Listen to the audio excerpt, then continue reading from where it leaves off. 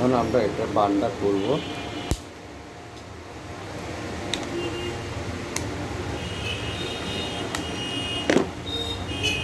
এই হলো এদিকে শুরু হয়েছে, তাহলে আমার এদিকে 1 1 2 3 3 1 2 3 4 5 6 7 7 8 9 10 11 12 12 13 14 15 15 15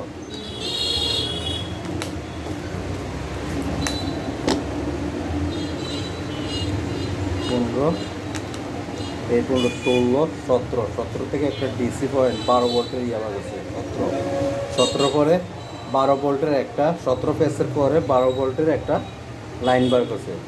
17 17 18 19 20 21 22 23 24 25 26 27 28 29 30 30 31 32 33 34 35 36 37 38 39 40 41 42 43 44 45 46 47 48 49 50 50 51 52 53 54 55 56 57 58 59 60 60 61 62 63 64 65 66 67 68 69 70 71 72 73 চুয়াত্তরটা প্যাচ আছে।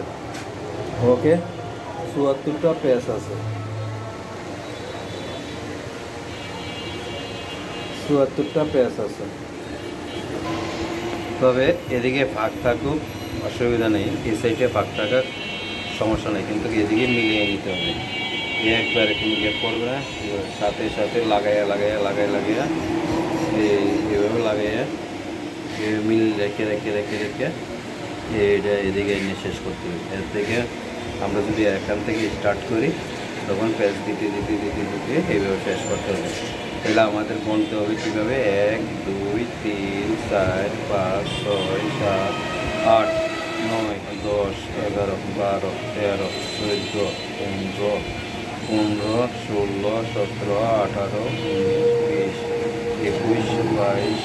20 21 22 23 24 25 26 27 27 27 28 29 30 31 32 33 34 35 36 37 38 39 40 41 42 43 44 45 46 47 48 49 50 51 52 53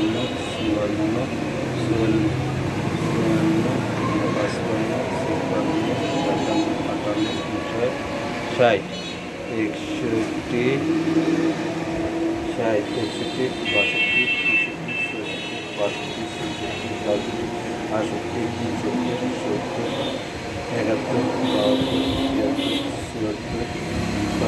69 76 প্যাচ আছে। ঠিক আছে, আমি বললে আবার একটু গণনা দিই। 1 ভালোভাবে গুণে নিতে হবে, 1 2 3 4 5 6 7 8 9 10 11 12 13 14 15 15 16 17 18 19 20 21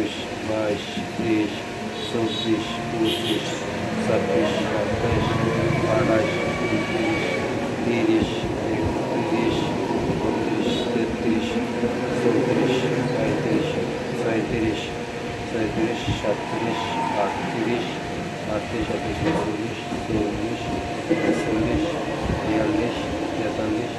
41 42 43 44 45 46 47 48 49 51 52 53 54 55 56 57 58 59 60 61 62 63 64 65 66 67 68 70,